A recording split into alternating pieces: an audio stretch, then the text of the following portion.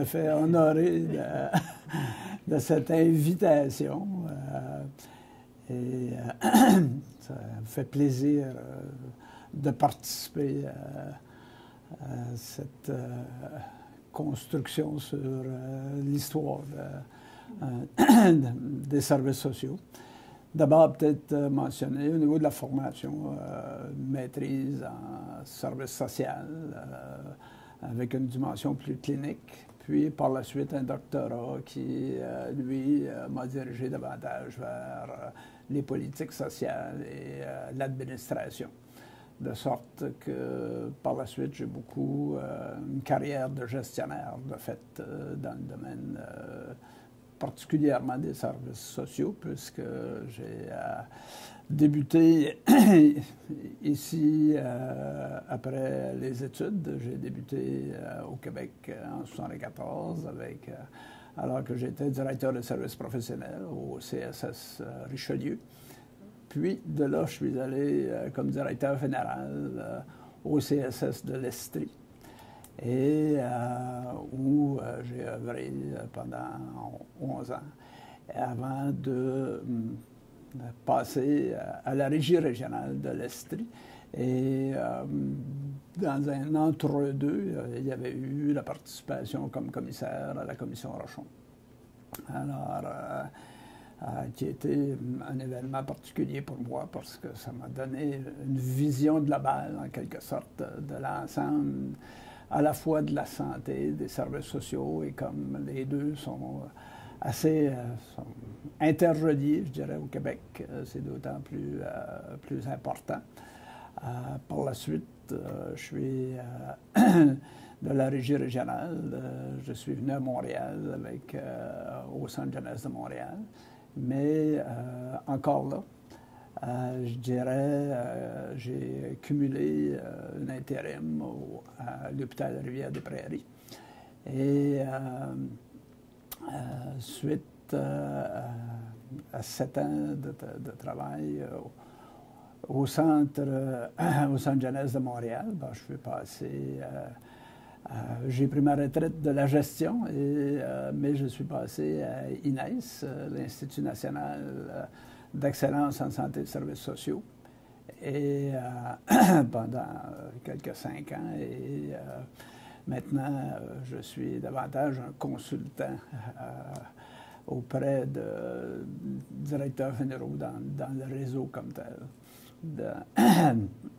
J'ai eu l'occasion de participer ou d'être appelé à assumer certains mandats, dont le mandat du développement de l'organisation universitaire des services sociaux comme tel, ou de participer à différents comités. Je mentionnais la commission Rochon, il y a eu le comité Bouchard qui a donné lieu au document sur un Québec fou de ses enfants.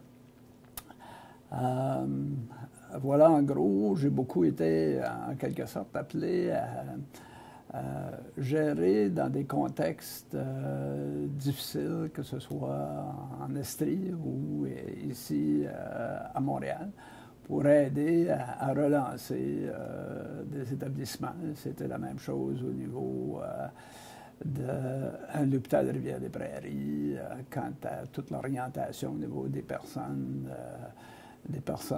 déficientes qui s'y retrouvaient depuis plusieurs années. Alors, en gros, c'est le portrait de ma carrière. D'abord, je dirais que l'axe central, c'était la gestion dans le domaine des services sociaux. Il y a eu certaines dimensions de santé, par exemple, à la régie régionale de l'Estrie.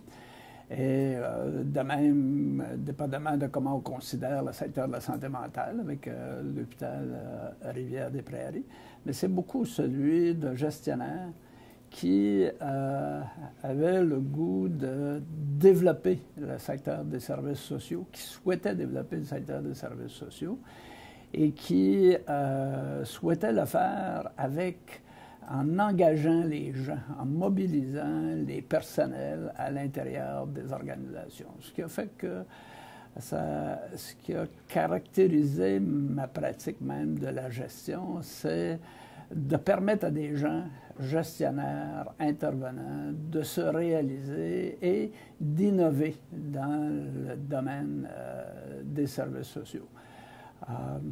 J'ai eu certaines reconnaissances, par exemple, de ça à travers le prix d'excellence, le prix Persillier-Lachapelle, ou encore à travers le prix hommage de l'Institut d'administration publique, de même que le doctorat honorifique de l'Université Laval. Ça a reflété, en quelque sorte, la reconnaissance par les gens de cet engagement que j'avais à l'égard des services sociaux, de façon particulière, parce que même lorsque j'ai été directeur général de la régie régionale, j'ai été identifié beaucoup comme un directeur général qui favorisait le développement du secteur social. Les gens de la santé diraient au détriment de la santé, mais pour une fois, ça passe bien. et quand je suis allé à l'hôpital de Rivière-des-Prairies, bien évidemment, on était dans un contexte de santé mentale avec toutes les dimensions, l'importance des dimensions sociales et surtout que là, on travaillait retourner des personnes déficientes intellectuelles qui, depuis des années, étaient institutionnalisées, oui, et pour lesquelles c'était d'ailleurs une grande découverte pour plusieurs quant à leur capacité de se retrouver dans la communauté et dans des familles, parfois dans leur propre famille, parfois dans des familles d'accueil ou dans des ressources intermédiaires. Tout à fait. Tout au cours de ton engagement vis-à-vis des services sociaux, quel regard tu jettes sur un continuum, sur le développement justement des services sociaux? Moi, j'ai peut-être un regard un peu particulier parce que, compte tenu des postes que j'ai occupés, une des dimensions du développement des services sociaux, c'est ses liens avec la santé.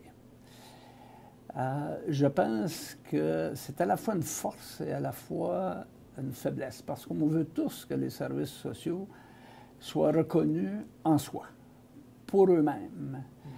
Mais quand on regarde le développement des services sociaux, il a été beaucoup lié à la santé. Et je dirais même à la reconnaissance progressive, lente et progressive, par les médecins de l'importance des services sociaux dans leur pratique. Évidemment, on a beaucoup travaillé sur des approches multidisciplinaires ou encore interdisciplinaires avec l'évolution des choses, pour que, de fait, on voit autour des médecins des équipes où les intervenants sociaux ont leur place de plein droit et qu'ils puissent se retrouver même au même niveau dans le leadership qui doit exister dans une équipe au service de la population.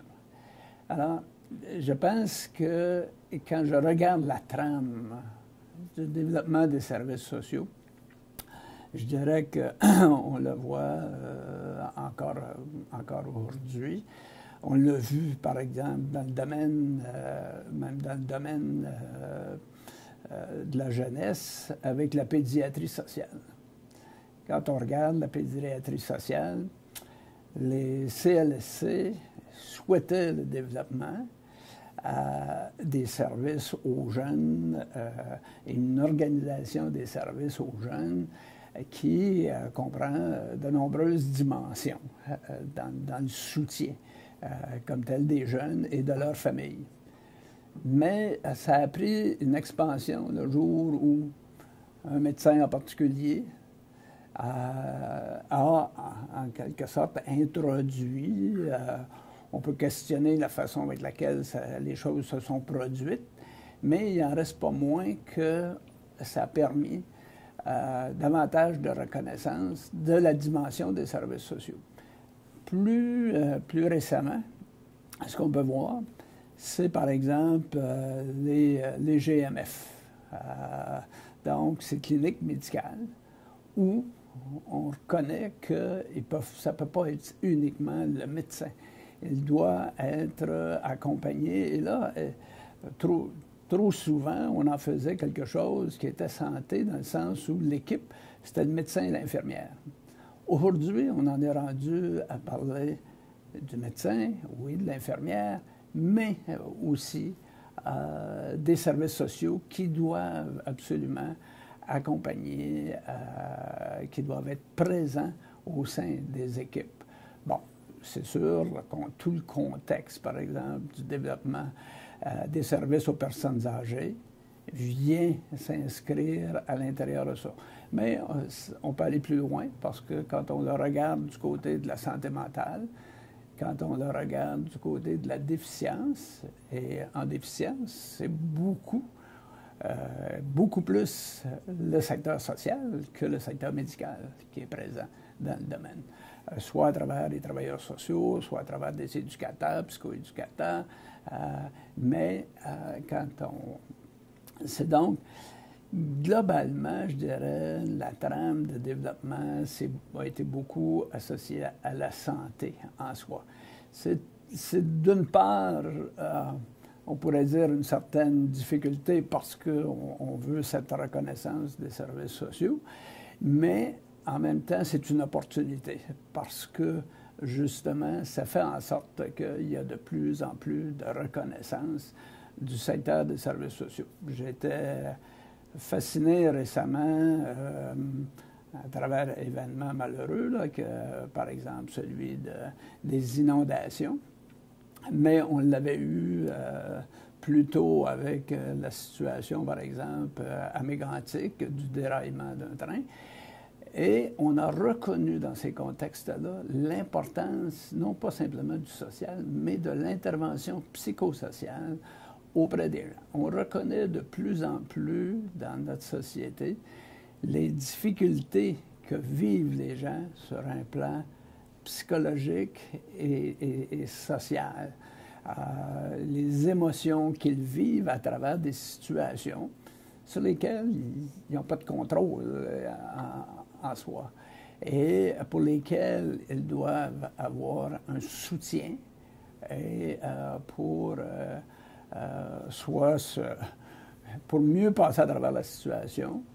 Et pour certains, c'est un soutien qui doit être assez intense compte tenu de ce qu'ils vivent. Alors, c'est un peu c'est la vision que j'ai quant au développement des services sociaux globalement depuis un certain nombre d'années. Il y a quelques années, puis encore aujourd'hui, il y a quelques années, il y avait des recherches qui avaient été publiées qui un petit peu démontraient que les pays les plus avancés au plan, je dirais, de la santé physique, c'était les pays où les politiques sociales, où l'intervention sociale était les plus avancées également, qui avaient un lien direct entre le bien-être, entre guillemets, de la population et la santé physique. Oui. Ouais. On a souvent parlé du biopsychosocial. Les infirmières ont introduit ça dans leur curriculum. Alors, quand on regarde maintenant, on le voit avec la médecine qui évolue, une médecine en même temps où on veut qu'elle soit plus personnalisée, mais où on veut s'adresser davantage en même temps à ce que vivent les gens.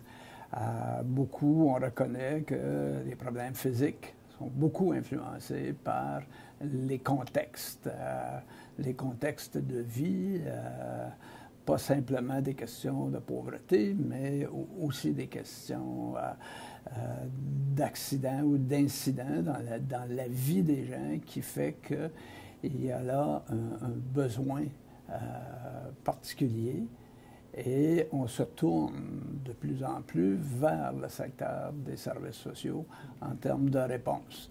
Il faut dire qu'il y a eu des choses je dirais, très intéressantes en termes de développement qu'on prend, par exemple, les travaux qui ont été faits par l'Office des professions et la reconnaissance même que certains actes professionnels doivent être réservés à des gens qui font partie d'ordre professionnel comme tel.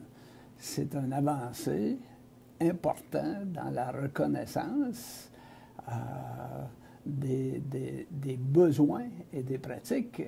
C'est une avancée qui touche, qui reconnaît l'importance, en quelque sorte, d'une intervention qui est spécialisée et qui, on ne peut pas travailler n'importe comment avec. D'ailleurs, c'était une des préoccupations de la commission Rochon quand on a abordé le nombre d'interventions, d'intervenants de tout type, pas simplement communautaires, de gens qui se disaient intervenants sociaux.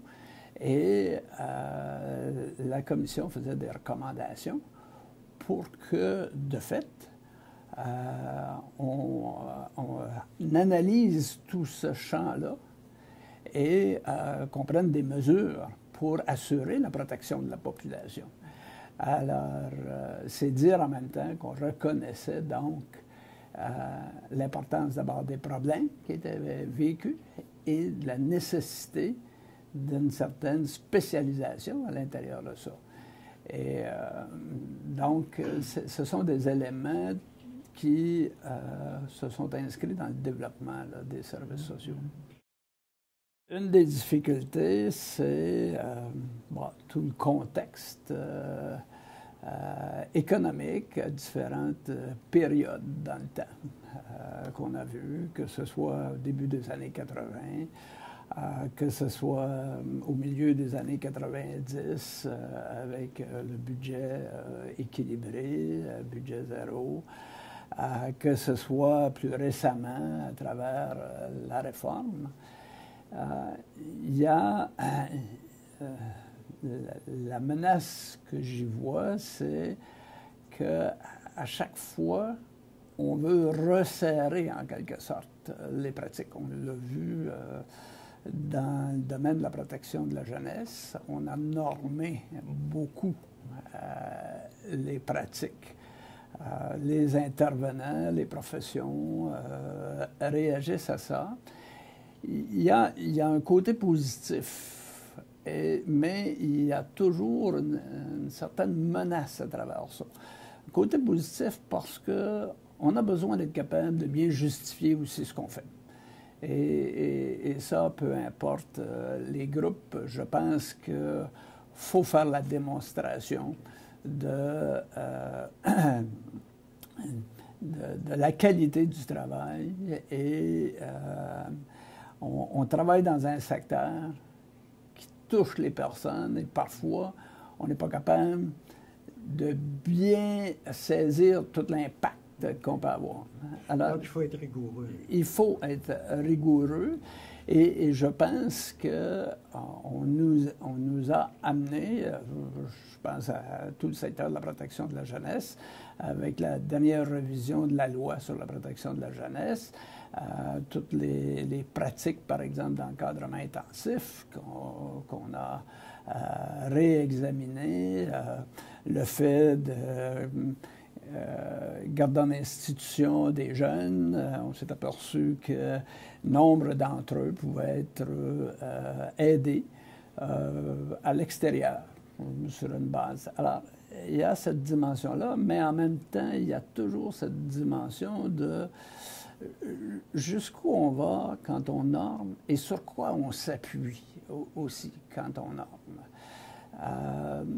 la dernière réforme, on en est arrivé à dire, ben, un intervenant, par exemple, en protection de la jeunesse, devrait avoir X nombre de dossiers.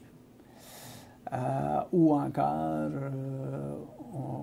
quand on regarde le soutien dont ils ont besoin, là, on dit, ben, un chef ou un superviseur clinique, c'est suffisant pour tant d'intervenants. Et je pense qu'on ne comprend pas toujours la nature même du travail, et dans ce cas-là, par exemple, le soutien que les intervenants ont véritablement besoin.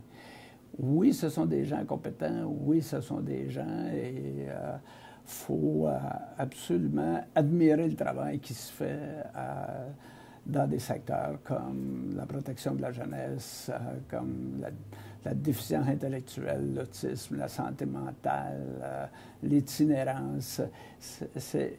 Il y a un engagement de la part des intervenants quand on va sur le terrain. On le sent d'ailleurs très souvent à travers les réformes. Les intervenants nous ont dit, vraiment,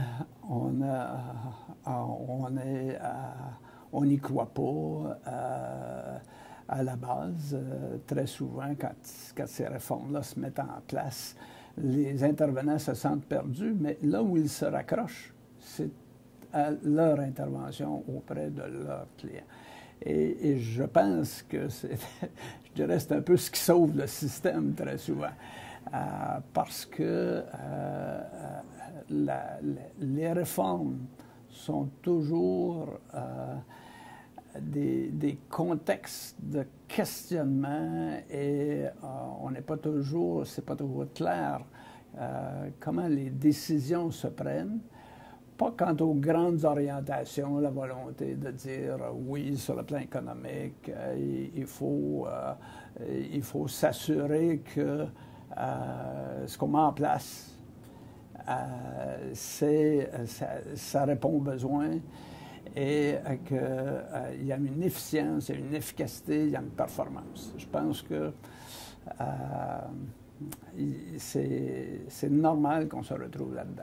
Mais il y a des enjeux. Et là, pour certaines professions, bon, quand on regarde le côté médical, ça va bien, on s'en tire bien. Mais du côté social, il y a des questionnements. Je pense que définitivement, ce sont des dimensions qu'il faut regarder. Quand je regarde, par exemple, actuellement, on essaie de bien concilier à la fois l'efficience avec une performance qui touche la qualité et qui touche la sécurité pour les patients.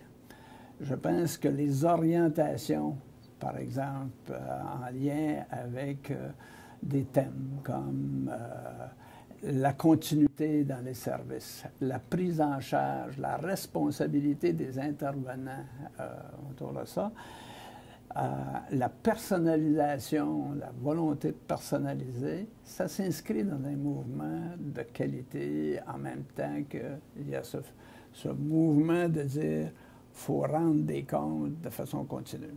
Il y a là un équilibre difficile en quelque sorte. Je trouve très important la gestion des organisations. Okay? On a une responsabilité à l'égard des programmes. D'ailleurs, parfois on va trop loin parce que parfois on se sert de ça pour faire un contrôle de la pratique. Okay?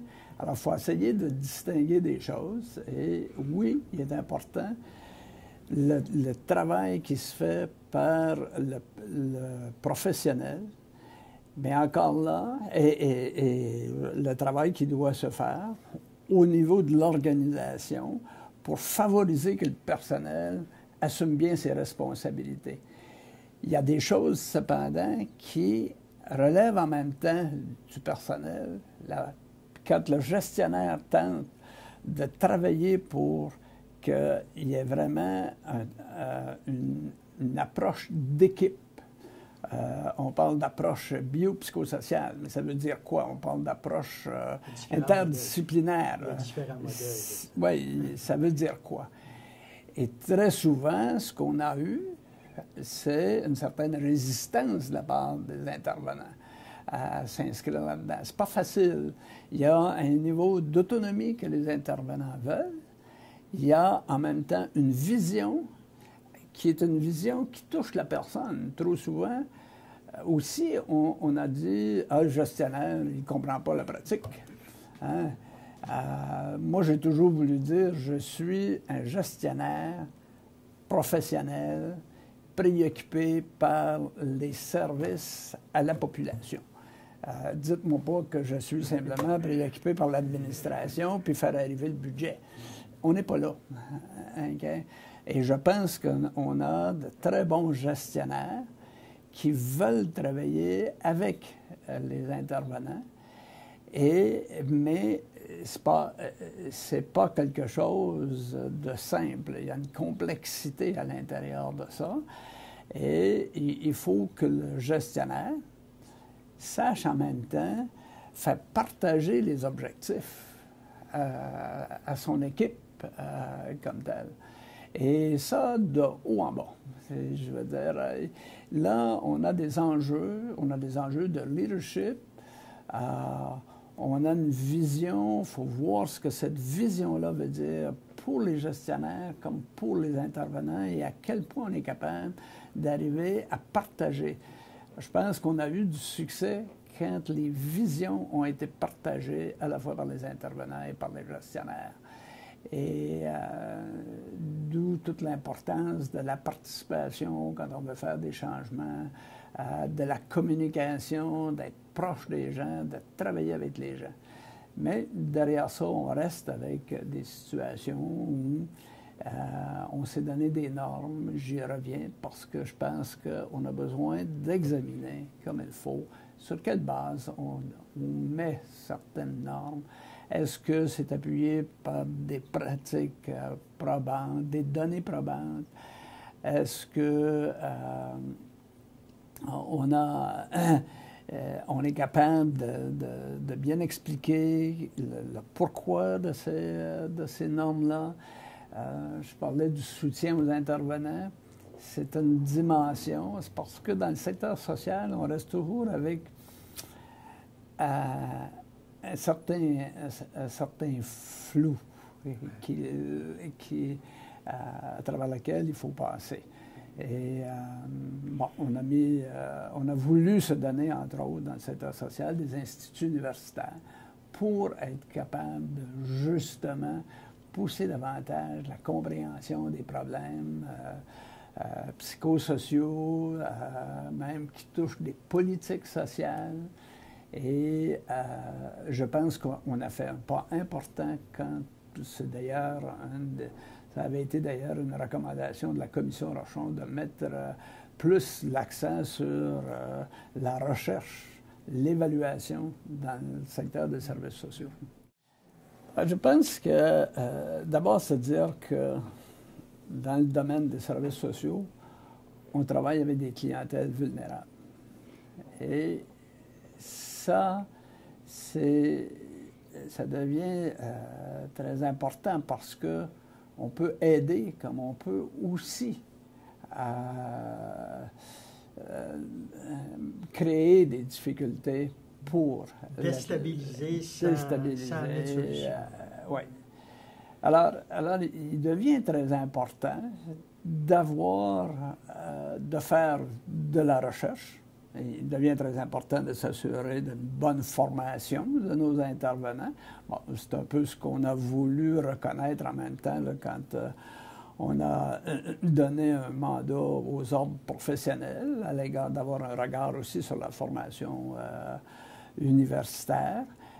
C'est aussi dans le contexte où on demande que pour certains actes professionnels, les gens appartiennent à des ordres.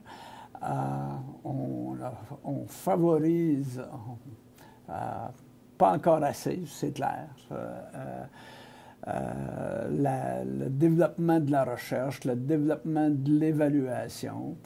Ce qu'on a fait à travers, entre autres, INES, mais qui avait été débuté dans des organisations, dans certaines organisations quand même, toute la question de l'évaluation des technologies, des modes de pratique. Et cette évaluation-là, elle est basée sur à la fois la recherche de données probantes. Qu'est-ce qui existe, des revues de littérature, qu'est-ce qui existe et qui est capable de permettre qu'on s'appuie pour... Mais c'est aussi basé sur l'expérience. Et tu avais tout à fait raison quand tu soulevais ces deux dimensions-là.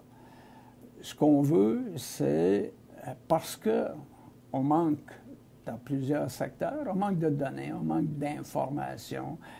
La recherche, elle se développe, mais elle se développe lentement.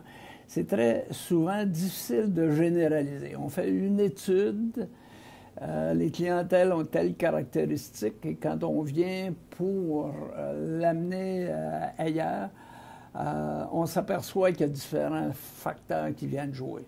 Donc, il y a des défis importants dans le domaine de la recherche.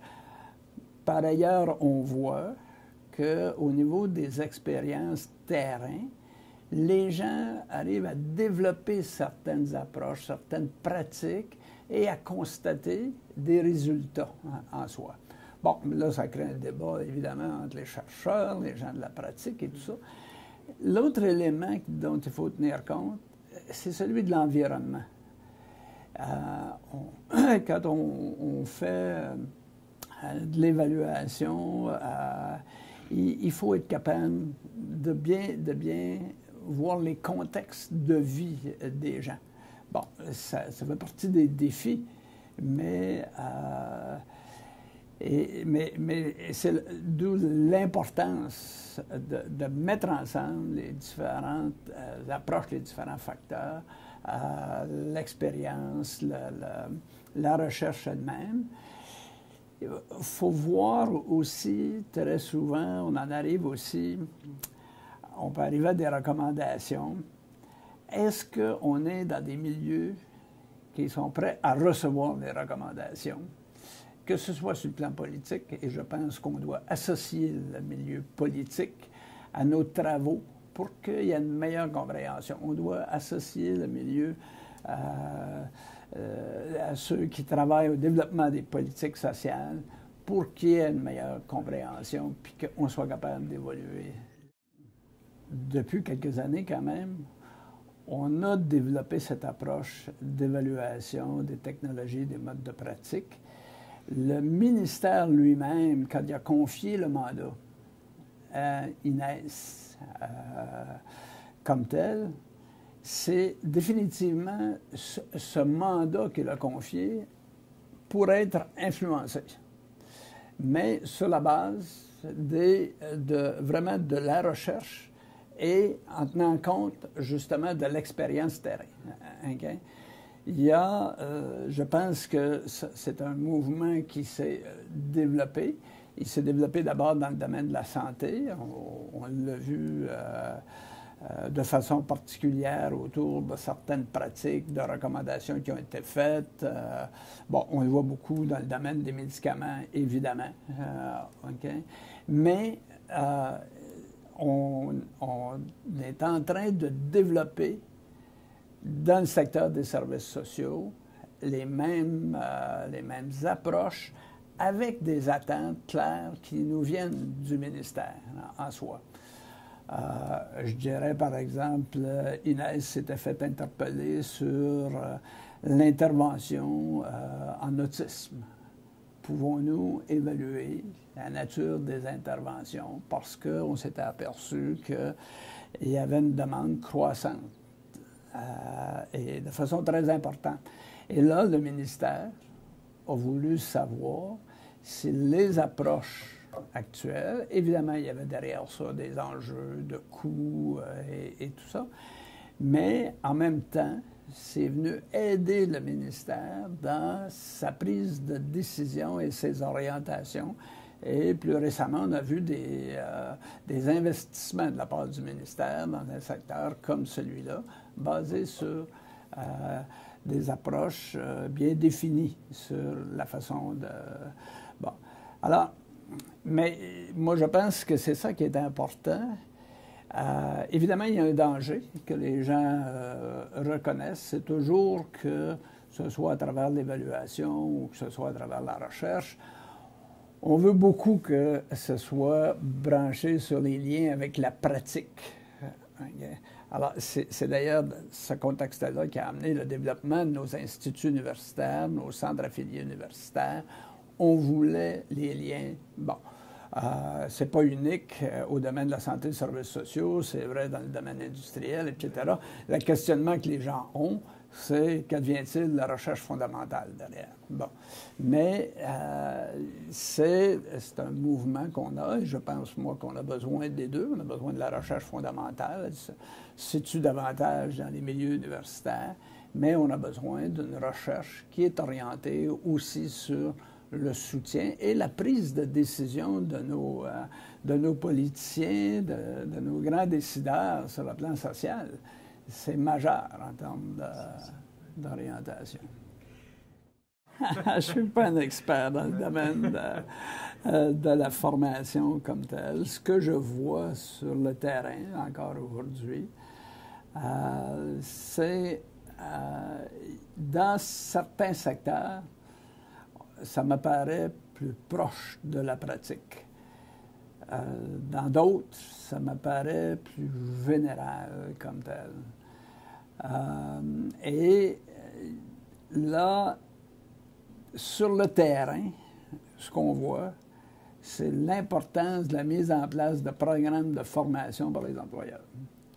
Si je l'aborde par ce biais-là, je dois dire que les employeurs sont préoccupés par la capacité des nouveaux intervenants de vraiment répondre aux besoins.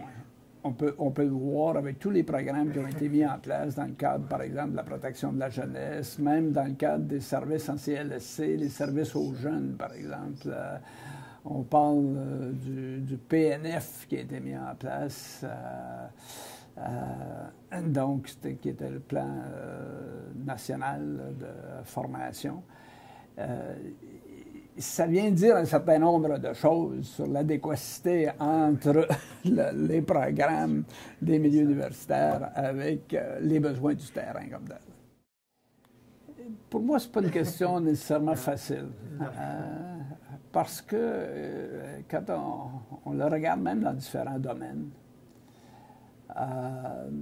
l'intérêt pour des clientèles très vulnérables, particulièrement avec une dimension sociale, je vais parler des médecins, par exemple.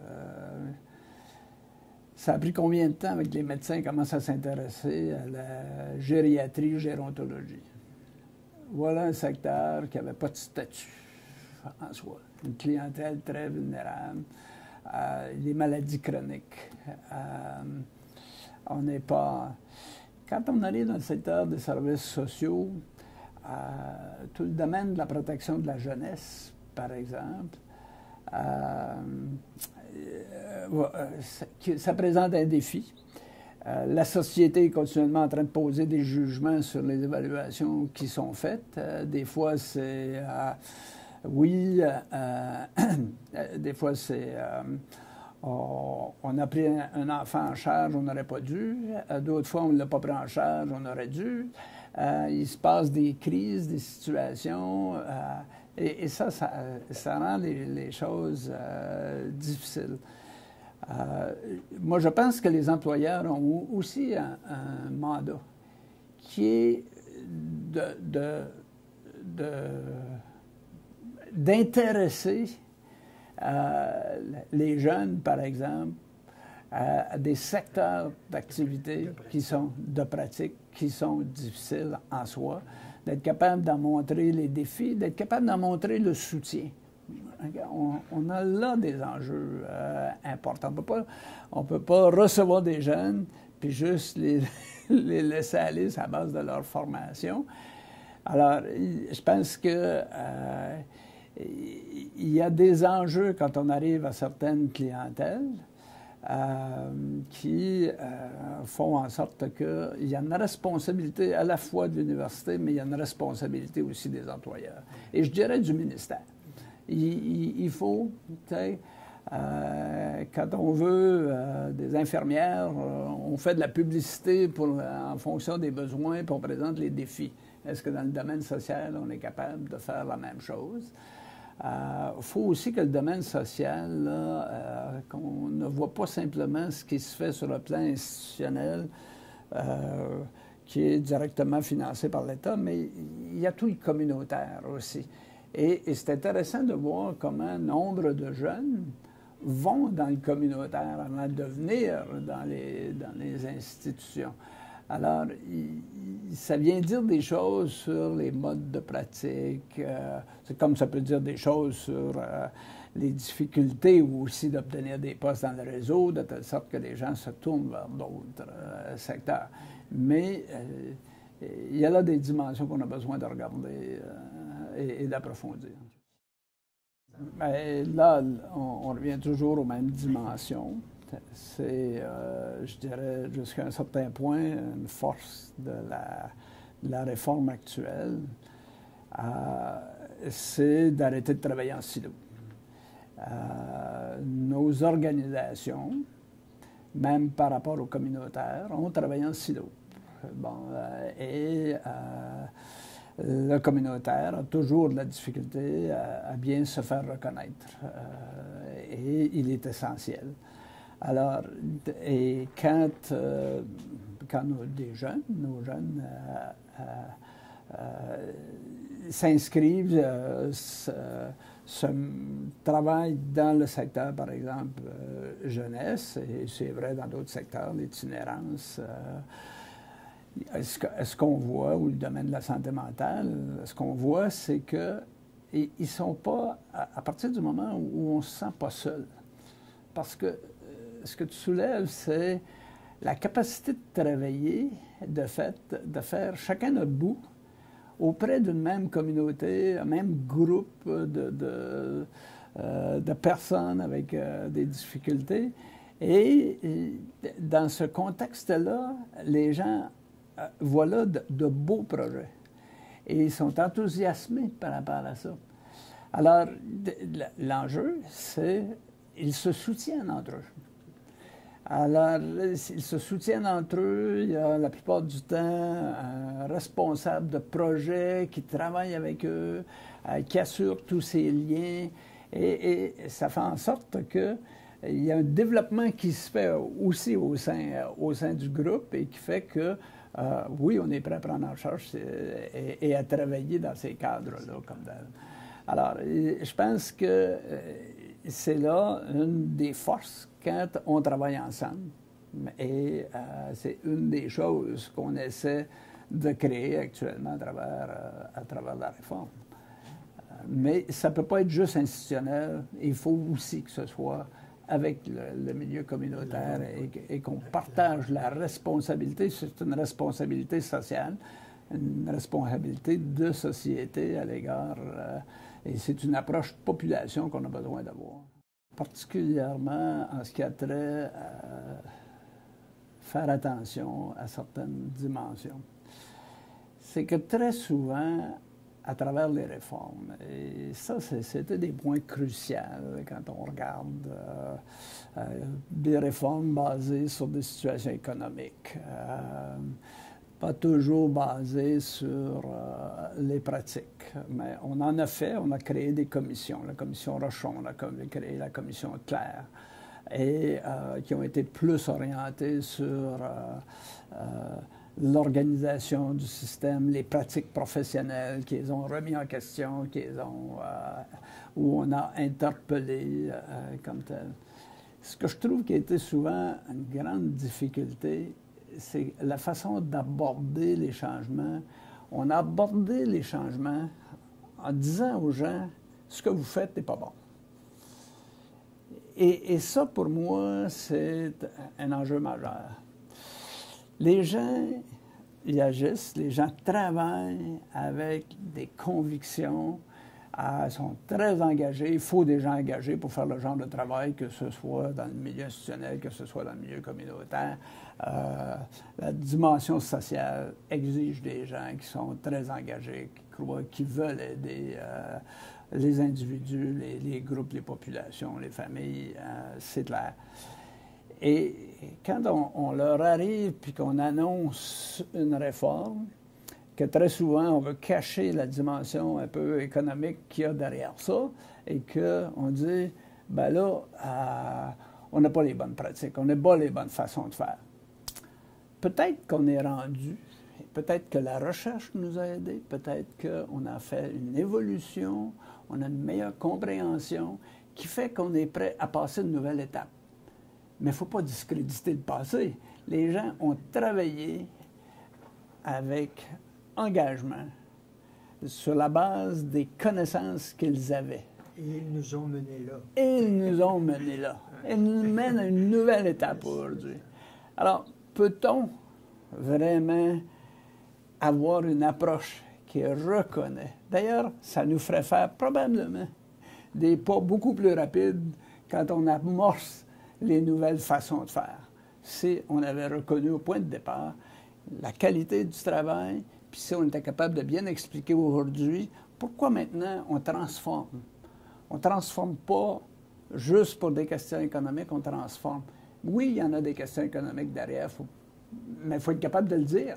Il faut être capable d'être honnête avec les gens, c'est une réalité. Alors, reconnaissons-le, mais reconnaissons que oui, on a des enjeux sur le plan professionnel et on est capable d'être critique à l'égard de nos pratiques. La recherche fait évoluer les choses, on a de nouvelles connaissances, on passe à de nouvelles étapes. Je pense qu'il y a eu, et quand on l'a fait, les gens se sont inscrits à l'intérieur de ça. On a des gens intelligents, on a des gens qui ont des formations, que ce soit au niveau collégial, que ce soit au niveau universitaire. On a des gens au niveau universitaire avec des maîtrises, des doctorats. Alors, on est capable de faire appel à ces gens-là. C'est sûr qu'il y a toujours, on est un peu déséquilibré. Puis des fois, c'est important de l'être pour être capable de prendre le temps de revoir nos pratiques. Mais ça fait partie du changement, de l'évolution puis du développement de nos... Je pense qu'on a besoin de gens qui sont engagés, qui croient à l'importance du travail qu'ils font, qui sont capables de voir le lien avec la préoccupation. Ce sont les personnes, ce sont les familles, ce sont des ensembles, des groupes qui vivent des situations vulnérables, c'est notre population. On a un rôle majeur dans la société. Il faut être capable de voir, même quand on travaille avec des individus. Évidemment, quand on travaille au niveau, quand on est directeur général d'une organisation, on a une vision de où est-ce qu'on va amener l'organisation pour la population. Mais il faut être capable de croire que tout le monde, on est préoccupé par la population, par les services. Trop souvent, on fait aussi des disconomies. Trop souvent, on se crée des silos à l'intérieur de nos organisations. Ils sont sur une base horizontale plutôt que verticale. Mais ils sont là. Si les intervenants disent ben, c'est juste nous, cliniciens, qui faisons le changement, ben, peut-être qu'ils oublient qu'ils ont besoin d'être soutenus par une organisation qui leur donne les conditions. On est capable de travailler à obtenir aussi les conditions quant au changement. Il faut se donner le droit de parole au sein de nos organisations. Je pense qu'on a de plus en plus des gestionnaires ouverts à écouter les gens, à partager, à examiner, dans le cadre des limites qu'on a. Moi, j'ai toujours été fasciné par le fait que certaines organisations qui semblent avoir les mêmes caractéristiques que d'autres, certaines se développent et sont en avant, alors que d'autres semblent stationnaires, en quelque sorte, et on se demande... Ils s'apitoient sur leur sort. Oui, ils s'apitoient sur leur sort. Alors, là, oui, on compte sur des individus qui sont prêts à prendre la parole. Il y a toutes sortes de façons de prendre la parole. Et au sein de nos organisations, moi, je sais que souvent, les gens me disent « Ah, pourquoi participer au CCPC dans nos organisations? Pourquoi participer à tel groupe de travail? » C'est à travers ça qu'on fait évoluer les choses. Même si on a l'impression, je vous dirais, moi, comme gestionnaire, j'ai très souvent eu l'impression qu'il y avait une pression qui était silencieuse, mais dont je devais tenir compte, parce que je n'arriverais pas aux objectifs si j'en tenais pas compte. Et c'est fascinant parce que, par exemple, on peut parler des comités d'usagers dans nos organisations. Est-ce que le comité d'usagers, il y a de l'influence? Bien, moi, je peux dire que quand j'arrive au conseil d'administration, quand j'arrivais au conseil d'administration et que je savais qu'il allait y avoir une intervention de la part d'un usager, ça me mobilisait à regarder de quoi il s'agissait et à vouloir faire en sorte qu'on améliore avant même que la critique nous vienne. Alors, je pense qu'il faut le voir dans ces perspectives-là. Moi, je pense que c'est fondamental qu'on nomme les problèmes. Je pense que par ailleurs, il y a vraiment des difficultés que les gens vivent autour de ça. C'est la peur, en quelque sorte. C'est la peur de ne pas être reçu par les gestionnaires. C'est la peur que les gestionnaires vont passer un jugement négatif à leur égard. Et je pense que c'est beaucoup dans les façons de faire et dans les façons de s'adresser à l'organisation au sein. On a, tantôt je disais, il y a des organisations où on sent qu'ils sont dans le vent, en quelque sorte, et ça va malgré toutes les contraintes que tout le monde a en soi. Et si on regarde à l'intérieur de ça, de ces organisations-là, il y a souvent une capacité d'écoute, il y a souvent des mécanismes de communication qui permettent aux gens de s'exprimer, de faire valoir leur point de vue sur les... Alors, c'est essentiel qu'on nomme les choses, parce que même le gestionnaire, ne sait pas nommer, il ne sait pas. On peut présumer parfois qu'il le sait, mais je pense qu'il faut aussi faire attention à ça, prendre le temps de nommer les choses, et pas simplement pour les intervenants. Les gestionnaires aussi ont besoin de nommer les choses auprès de leurs supérieurs. Tout au long de la pyramide. Absolument, absolument. Jusqu'au ministère. Oui, et jusqu'au ministère. Ce qui n'est pas facile. Non, mais encore là... Mais tout est dans la manière. Beaucoup dans la manière. Pour avoir vécu l'expérience d'être un directeur général au sein de l'organisation, je peux dire que oui, il faut vraiment trouver les façons avec lesquelles, mais ça passe par une critique qui se veut inscrite dans du changement, une critique qui se veut une vision d'amélioration et non pas une critique pour une critique. Et moi, j'ai beaucoup d'espoir qu'on est sur une bonne ligne. Je pense qu'on en parle de plus en plus, un peu partout, de l'importance des services sociaux. Merci beaucoup, Jean-Pierre. Un plaisir.